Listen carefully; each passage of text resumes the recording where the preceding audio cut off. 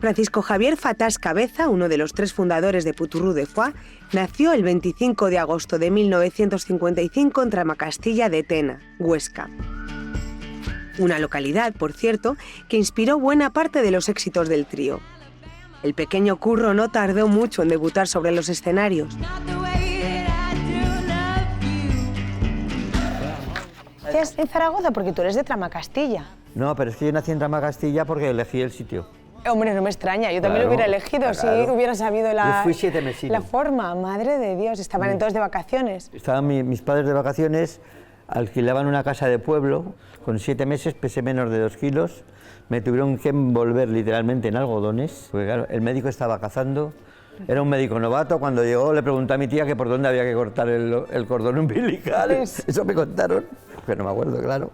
Un ancianísimo cura sordo que se había caído 2 días antes y lo bautizó con unos esparadrapos enormes en la cabeza. Y entonces, bueno, ¿cómo vamos a llamar a este niño? Y mi padre le dice, Martín Francisco Javier. Y el cura, al ver que le ponían su nombre y medio sordo que estaba, se olvidó de lo de Martín. Y lo bautizó en latín, ego baptizote Franciscus Xavier, y se dejó lo de Martín. O sea que hasta en eso hubo allí un argumento, ¿no? De una obra. Tú desde pequeño ya eras muy teatrero. Sí, mira, me gustaba mucho escribir. Mi padre me llamaba bolígrafo y escribía en las paredes de mi casa. Mi madre desesperada, claro. Era un niño bondadoso y simpático, que parecía que tenía un planeta para él solo, ¿no?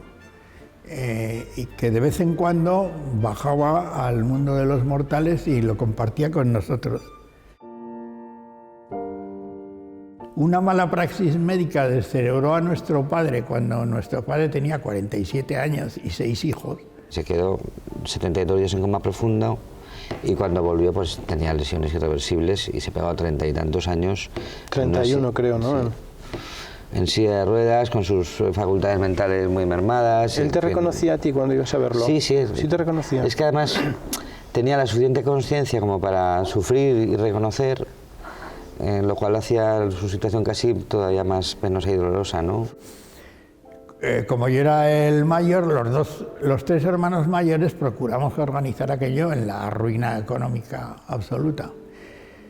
En casa yo le di clases particulares de matemáticas. Digo, a ver, -4 más no sé qué, despeja esto y saca la X, déjala sola a un lado y los datos conocidos al otro. Entonces se iba a Currolandia y no contestaba, yo me ponía frenético.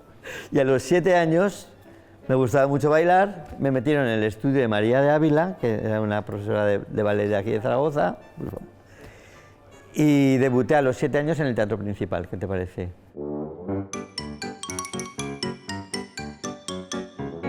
Haciendo un solo en el festival de fin de curso, que era uno de los números de ballet importantes que se veían en Zaragoza entonces. Y nada, pues estaba allí con 100.000 niñas, él solo, con toda naturalidad. Me parece... Vestido de pulgarcito, con 2 caperucitas, la primera vez en mi vida y única, creo yo, que 2 mujeres han reñido por mí, y hizo otro número con un tal Víctor Ullate. Le gustaban los escenarios y los espectáculos y hacer el payaso, que es una profesión muy digna y decorosa, ¿no? Siempre fue muy payaso. Eso de mayor le ha servido de medio de vida, esa tendencia.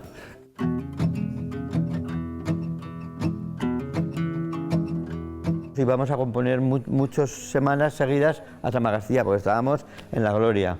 Teníamos el equipo puesto a tope por las noches y no nos escuchaba nadie, porque normalmente era, pues eso, marzo, abril, temporada baja. Y ahí hemos compuesto la mayoría de las canciones. Tiene muy a gala ser un infanzón nacido en una casa alto aragonesa de cuando el reino, en fin, acababa, como quien dice, de conquistar Huesca, o poco más, ¿no? Aquel es un sitio muy especial, muy inspirador. Los primeros conciertos de cualquier banda son complicados. Escenarios improvisados, público que te escucha por primera vez y en ocasiones hostil, y solo un puñado de fans.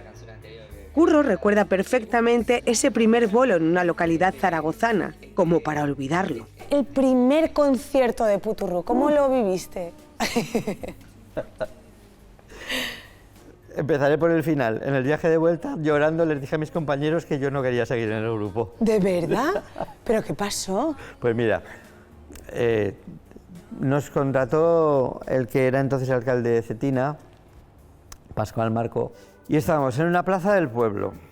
El escenario, en mitad de plaza una carretera que pasaban coches y camiones. Era un domingo, menos mal que pasaban pocos. Al fondo del todo, los abuelos escuchando el partido del Real Zaragoza con el transistor en la oreja. Unos chavales nos tiraban hierba desde arriba. Y había 13 sillas con 13 incondicionales. Eso.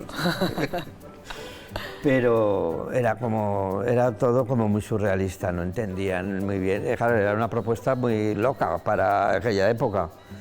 Y acabamos, y me acuerdo cuando estábamos recogiendo el equipo, vino un señor, estábamos ahí con los cables y tal, y dice: me cago en la mar, acabar patatas os ponía yo. Y yo dije, hasta aquí hemos llegado. No teníamos muy poca pasta, había que comprar un foco, había que comprar equipo de sonido. Entonces todo lo que ganamos prácticamente lo invertíamos en eso, en el grupo. Había muchas actuaciones encima de un remolque de tractor en los pueblos. Exacto, que cuando venía la vaquilla nos arrastraban y se nos llevaban el remolque con los cables y nos dejaban tocando.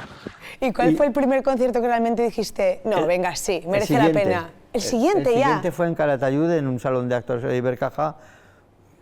Ya primero el recinto era adecuado, el público era adecuado. Le interesaba lo que iba a ver. Le interesaba lo que iba a ver, fue un exitazo y dije, uff. Venga, me quedo, ¿no? Me quedo. Pero lo pasé muy mal, sí. Escribí una pequeña crónica, que además la firmé con las iniciales, no sé por qué, seguramente, porque había otros artículos míos.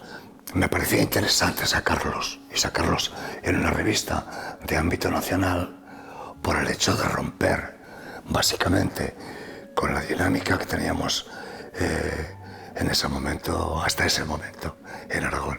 Por un lado, 3 o 4 grupos de rock and roll y por otro los cantautores. Entonces, encontrarte con un grupo que va por otro lado, que es un poco irreverente, tampoco mucho, pero bueno, era un poco irreverente, me pareció interesante.